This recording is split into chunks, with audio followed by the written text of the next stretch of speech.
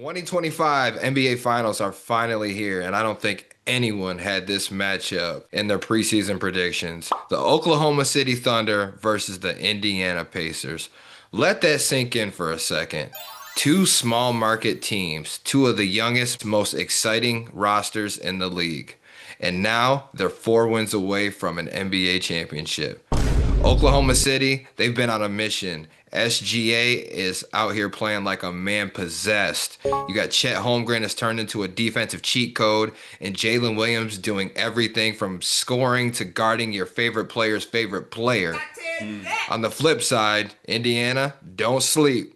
Tyrese Halliburton has been nothing short of brilliant this postseason, controlling tempo, dropping dimes, hitting clutch shots. And then you've got Pascal Siakam, a championship pedigree, steady leadership, and oh yeah, he's still putting up 20 and 8 like it's casual.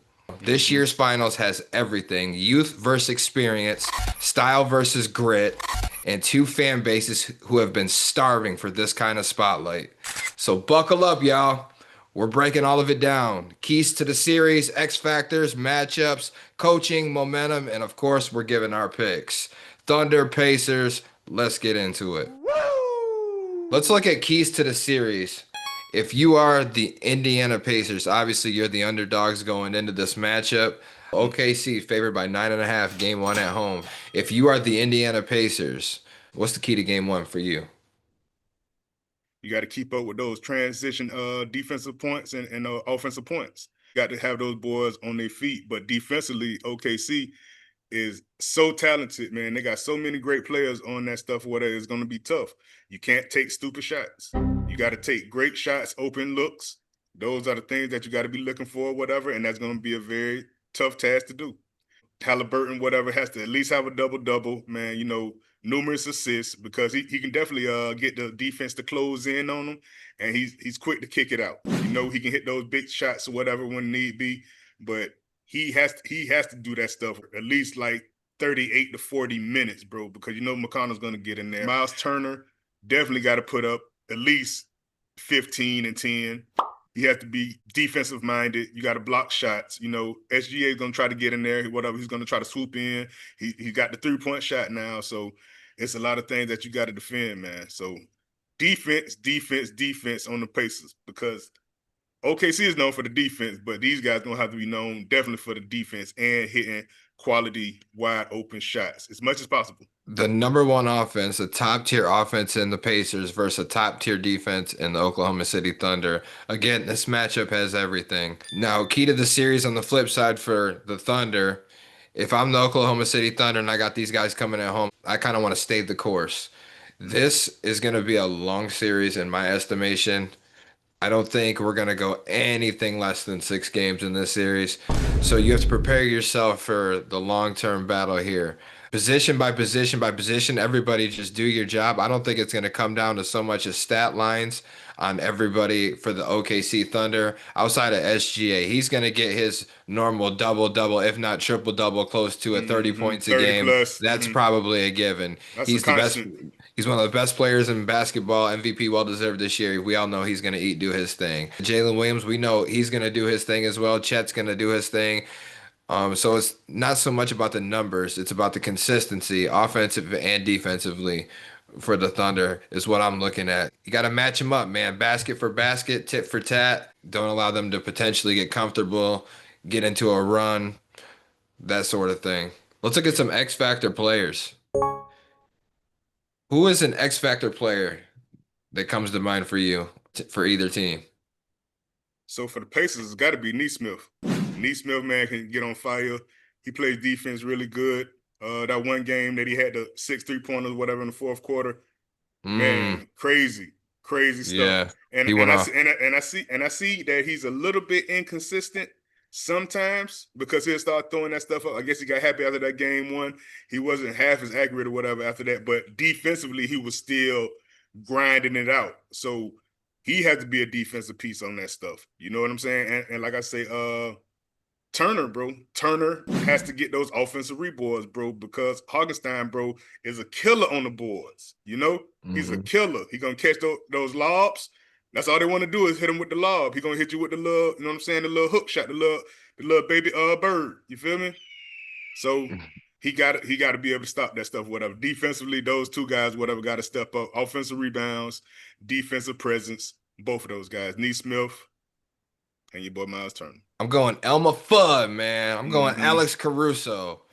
He's going to be my X Factor player in this series. I think he is so beneficial and so important to OKC. Not just obviously from an offensive scoring standpoint. He's not going to score a whole lot of points, but obviously his defensive effort, his impact, hustle, all of the above, man. That's just a guy that I need at his best every game. I need him to be sharp, give me them bench minutes, solid productivity when SGA needs his breather.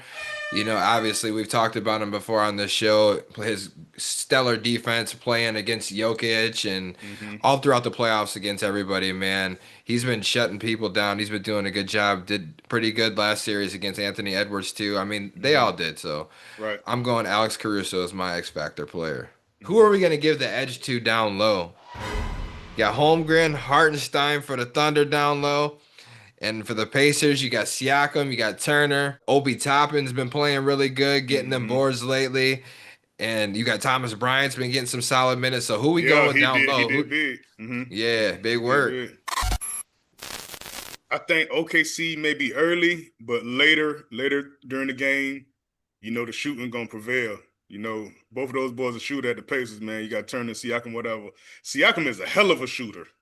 He'll Oh hit that yeah. little mid range. Yeah, he'll hit that mid range, man, like nobody business. So later in the third, fourth quarter, whatever, that's how they can able to come back from those deficits. I think these gonna be close games, man. I don't think it might be one blowout, maybe, but all in all, I feel like pretty much close games because SGA gonna have to get a few minutes of breather.